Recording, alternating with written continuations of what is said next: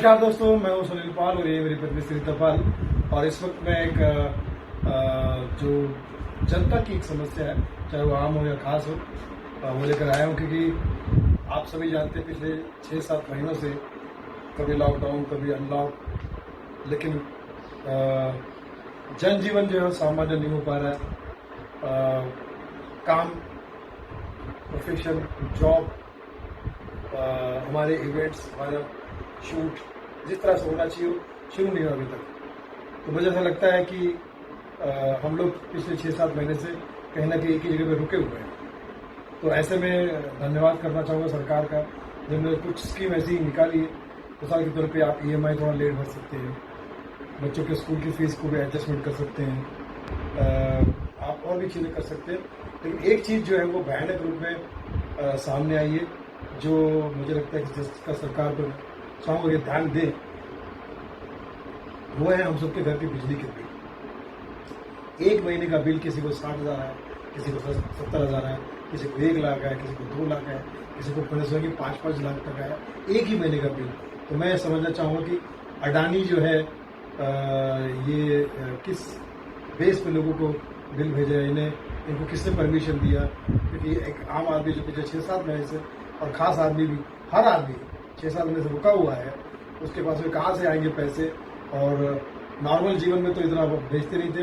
अब लॉकडाउन और इस तरह के कोरोना काल में जहाँ आदमी का जीवन रुका हुआ है, आप एक महीने का बिल अगर इतना भेजेंगे बिना सोचे समझे, तो एक जिसको जो रिसीव करेगा उसके जीवन पर क्या गुजरेगी, उसके मन पे क्या गुजरेगी, उसके विचारों पे क्या गुजरेगी, उसकी क्या बुरी हालत हो सकती है। कभी आपने सोचा? आपके जितने भी करस्पॉन्डेंस है, कोई फ़ोन नहीं उठाता है, कोई रिस्पॉन्स नहीं देता है, कोई इसकी जिम्मेदारी लेने को तैयार नहीं है। तो क्या करे आदमी? 60-70 हज़ार, लाख रुपए, 2 लाख 5 लाख का बिल कहाँ से भरेगा? और अगर उसका नहीं है तो क्या तुम बिजली काट दोगे या उसको परेशान करोगे? क्या करोगे? मुझे ये पूछना है आपसे।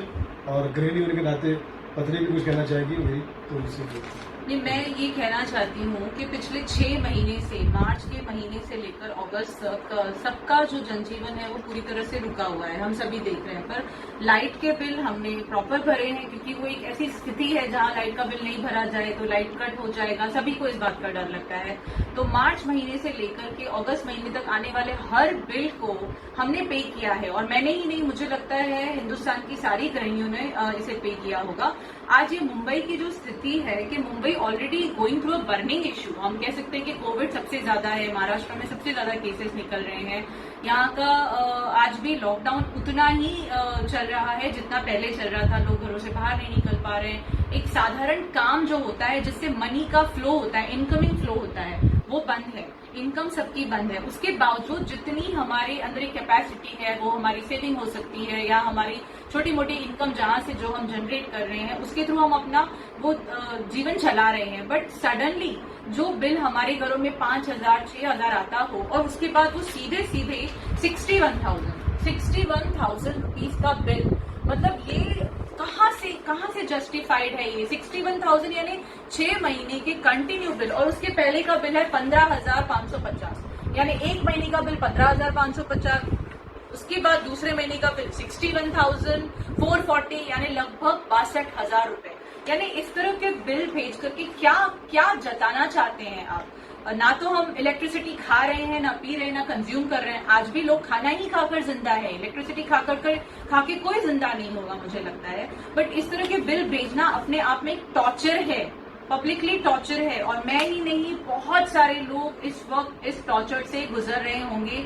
काफी मेल किए हैं अडानी को, काफी उनके कस्टमर केयर पे नंबर पे कॉल किए हैं, बट वो किसी भी तरह का हमें इस पर निवारण देने को तैयार नहीं है। अब आपसे ये अपील है, और स्पेशली हमारे CM माननीय उद्धव जी से ये अपील है कि ये हमने अडानी के जो बिल रिसीव किए हैं, इसका हम क्या करें? मतलब इसके बदले में हम खुद जल जाएं? मुझे ऐसा फील हो रहा है कि इसके बदले में मैं खुद जल जाऊं। इस तरह की मेरे साथ फीलिंग है अभी।